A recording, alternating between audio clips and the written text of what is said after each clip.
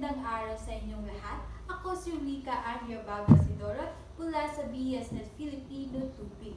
Ang presentasyong ito ay isang lecture na naglalayong ipaliwanag ang isang detalyadong banghay-aralin sa asignaturang Filipino para sa baitang 7. Sa lecture na ito, ipapakita at ipapaliwanag ang mga mahalagang bahagi ng isang lesson plan at kung paano ito nabuo batay sa mapamantayan ng K-12 Curriculum Guide ng Department of Education. Ang lesson planning ay isang mahalagang kasanayan sa isang guro. Ito ang nagsisilbing balangkas ng buong proseso ng pagtuturo at pagkatuto. Sa pamamagitan ng maayos na lesson plan, nagiging malinaw ang layunin ng aralin, ang mga gawain na gagawin ng mga mag-aaral at mga paraan kung paano susubukin ang kanilang pagkatuto. Sa isang maayos na lesson plan, malinaw na nailalatag ang pagkasunod-sunod ng mga gawain mula sa panimulang bahagi ng aralin hanggang sa pagtataya ng pagkatuto. Ang araling ginagamit sa lesson plan na ito ay tungkol sa maikling kwento. Isang uri ng akdang panitikan na naglalahad ng mahalagang pangyayari sa buhay ng tao na sa maikling paraan.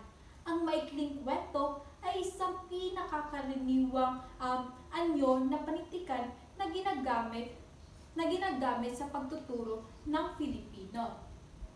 Sapagkat naglalaman ito ng mga karanasan, ideya at aral na maaaring mayugnay sa tunay na buhay ng mga mag-aaral.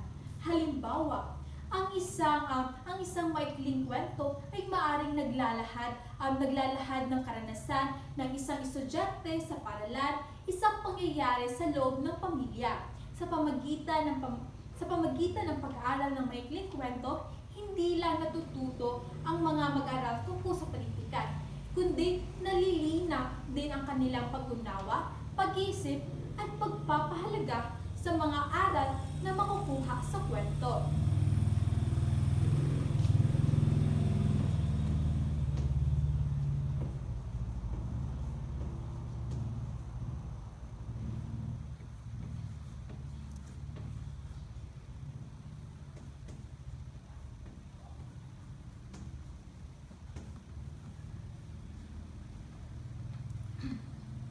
Ang lesson plan na ito ay nakatuon sa pagtalakay sa maikling kwento, partikular sa kahulugan at mga elementong bumubuo sa isang kwento.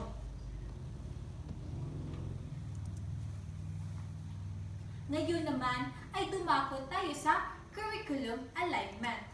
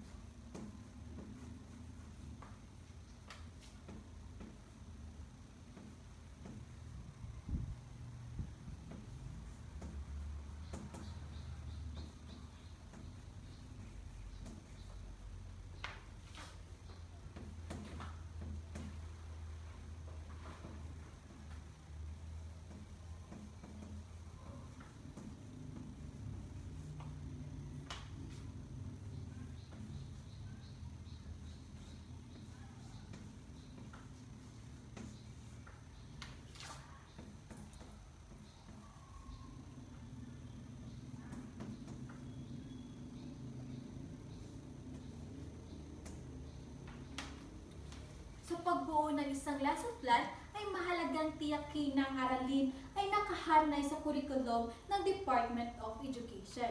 Ang curriculum alignment ay mahalaga sapagkat nasisiguro ang mga aralin na itinuturo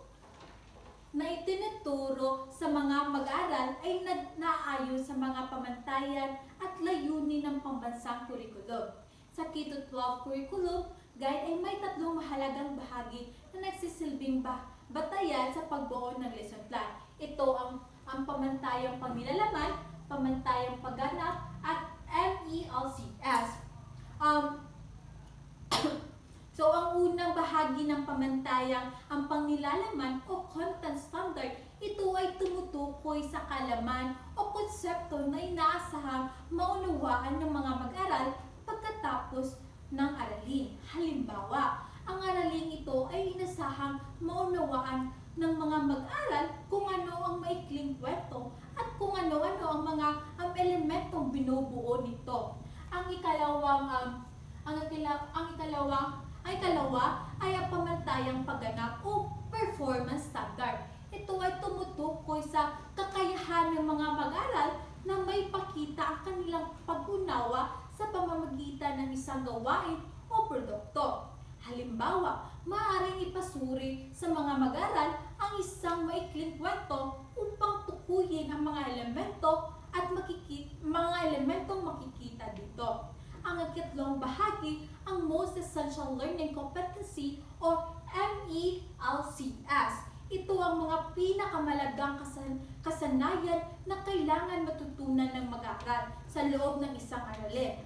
Ang MELCS ang nagsisilbing gabay ng mga guro upang matiyak ang mga aralin na itinuturo ay nakatuon sa pinakamalagang kasanayan na dapat matamo ng mag-aaral. Sa pamagitan ng curriculum alignment, nagiging malinaw na ang lesson plan ay nakabatay sa curriculum at nakatuon sa inaasahang pagkatuto ng mga mag-aaral. Ngayon naman ay dumako tayo sa diagnosis of learners' needs.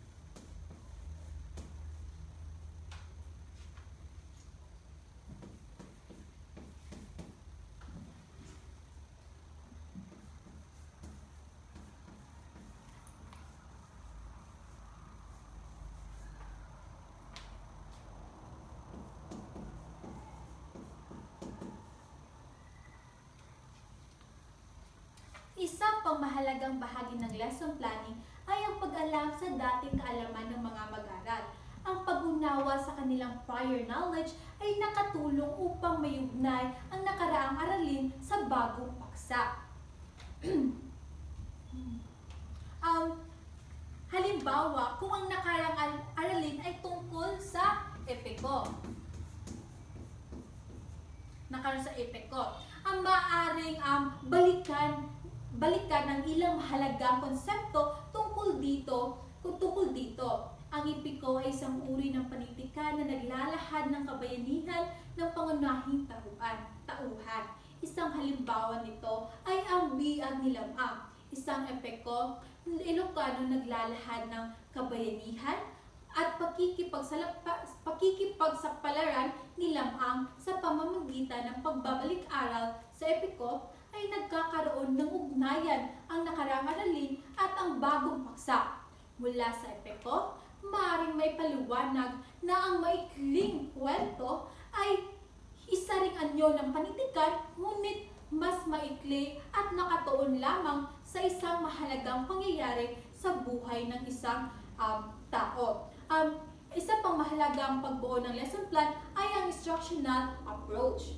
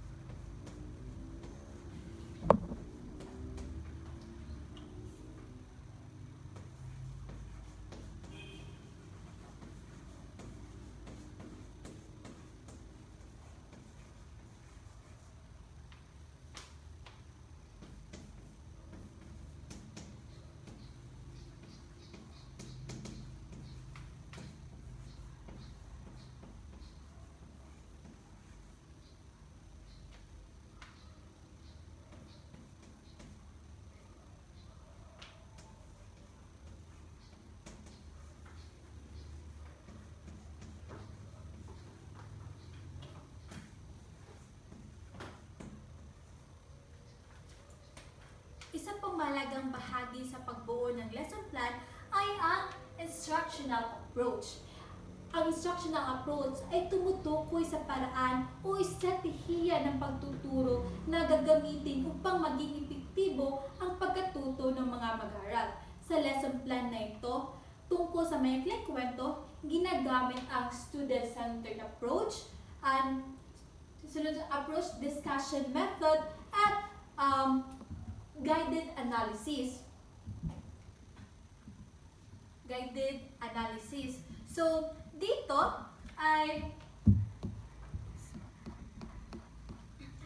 ang unang bahagi ay ang pamantayang student-centered. Dito ay ang mga estudyante ay hindi lang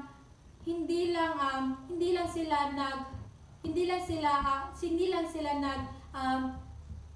nakikinig sa guro, kung hindi ay sila din ay gumagawa ng mga paraan upang sila ay matuto. At so ang pangalawa ay ang discussion method. So dito sa discussion method ay ang mga guro ay nagdi-discuss sila para mas maiintindihan. Discussion method, ang guro ay nagbibigay paliwanag at ang mga tanong upang gabayan ang pag-unawa ng mga mag-aaral sa paksa. So halimbawa, sa pagtalakay ng mga elemento ng maikling kwento, maaaring itanong ng guro na ginagamit din sa lesson plan ng cooperative. At next ay ang cooperative learning, kung saan ang mga mag-aaral ay maaaring magtulungan sa pagsagawa ng mga gawain. Halimbawa, ang pagsunod-sunurin ang mga pangyayari sa kwento, maaaring magtulungan ang mga mag-aaral upang matukoy ang tamang banghay ng kwento. Sa ganitong gawain, nahuhubog ang kanilang kakayahan makipagtulungan at kakayahang masuri ng impormasyon at kakayahang magpahayag ng sariling ideya. Bukod dito, ginagamit din ang guided analysis, kung saan ginagabayan ng guro ang mga mag-aaral sa pagsusuri ng mga elemento ng kwento tulad ng tauhan, tagpuan, banghay at tunggalian. Sa pamamagitan ng kombinasyon ng mga estratehiyang ito, magiging mas aktibo at mas makabuluhan at mas epektibo ang proseso ng pagkatuto ng mga mag-aaral. Ngayon naman ay dumako tayo sa lesson objectives.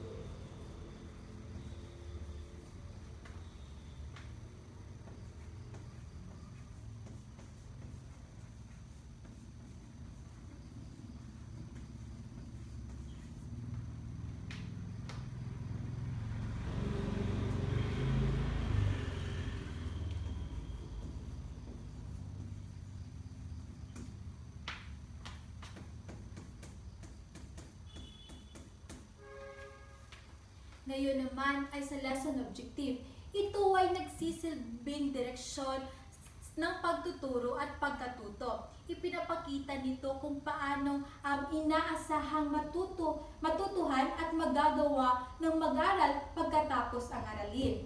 So, ang unang layunin ay mailahad ang mga elemento ng kwento. Ang ikalawang layunin ay mahiyuna ang mga pangyayari sa kwento at nangangahulugang maunawaan ng mga mag-aral ang mga kahulugan at implikasyon ng mga pangyayari sa kwento.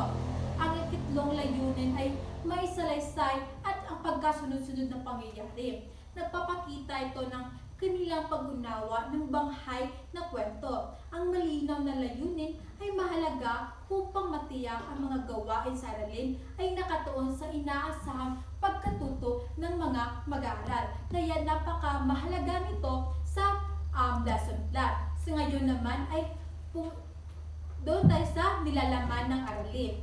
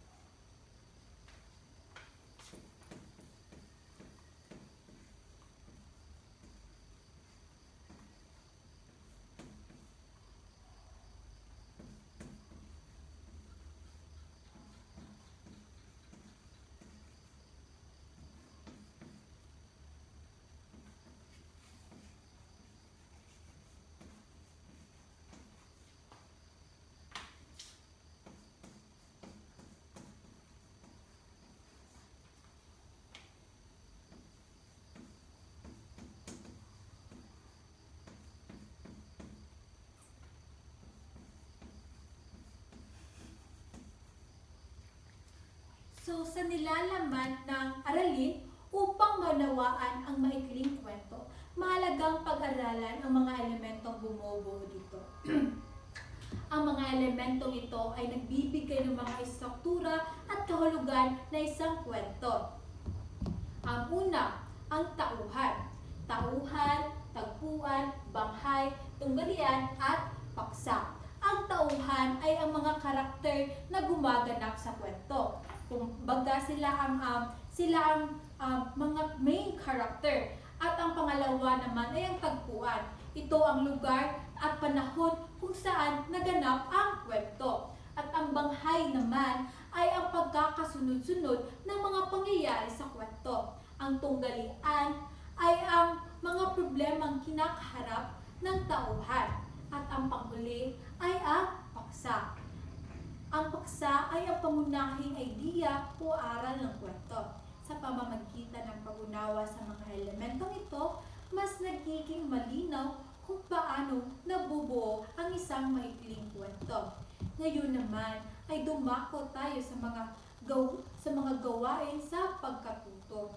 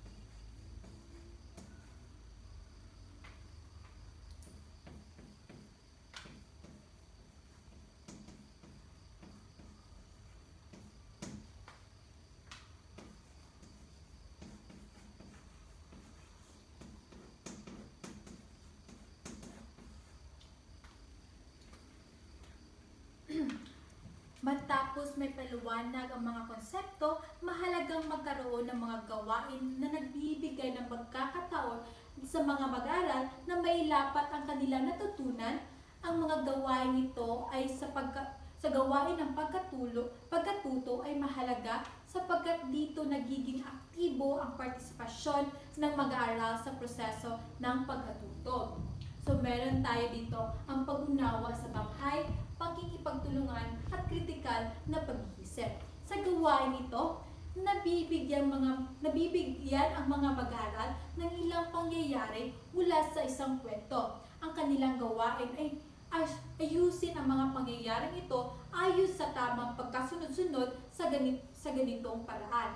Nililinang ang mga kanilang pag-unawa sa banghay ng kwento at kakayahan na mag-isip sa loikal. Kung meron ba sila talaga natutunan at kung meron ba silang sa kanilang pagkatuto. Ngayon naman ay dumako tayo sa pagtataya.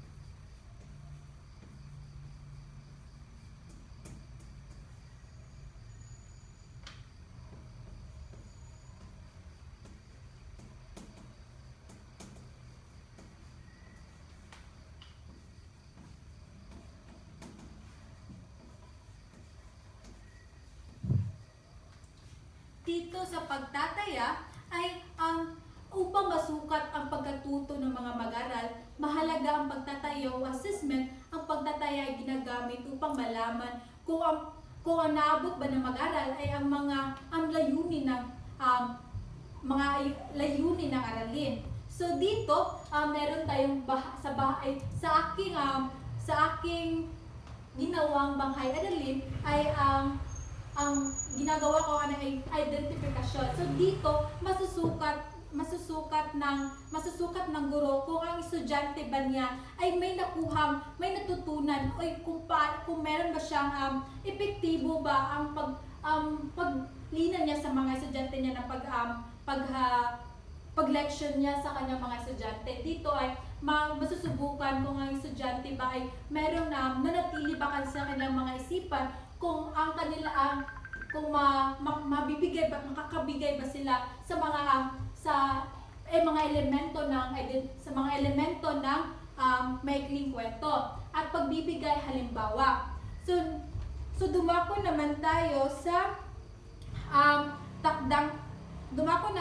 sa reflection. Sa reflection ng guro.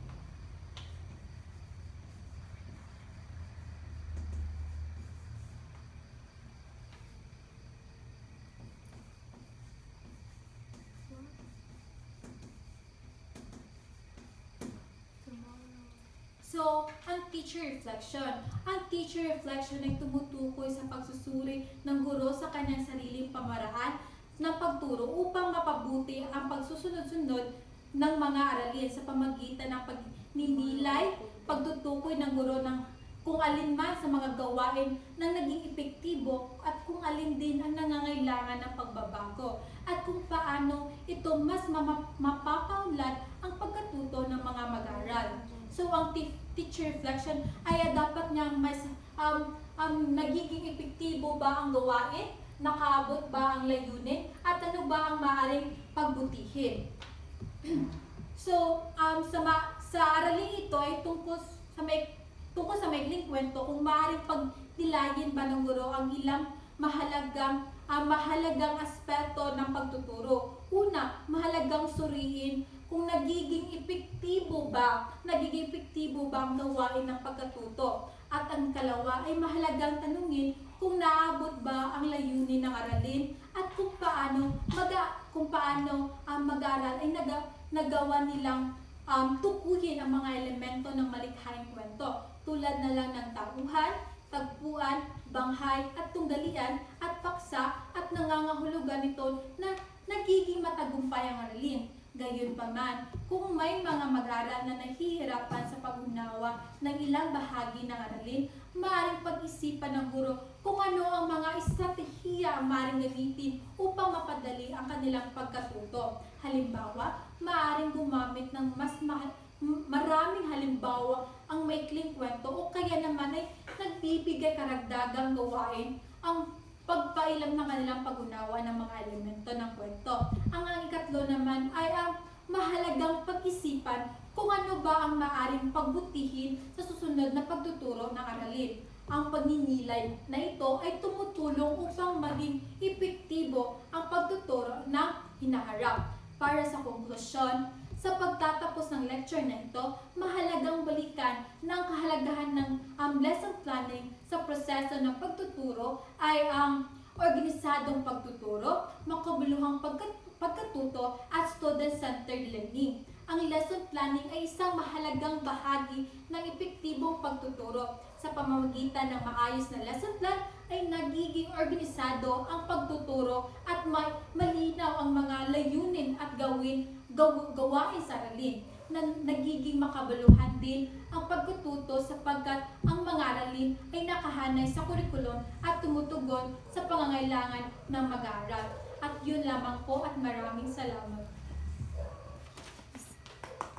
Managyan.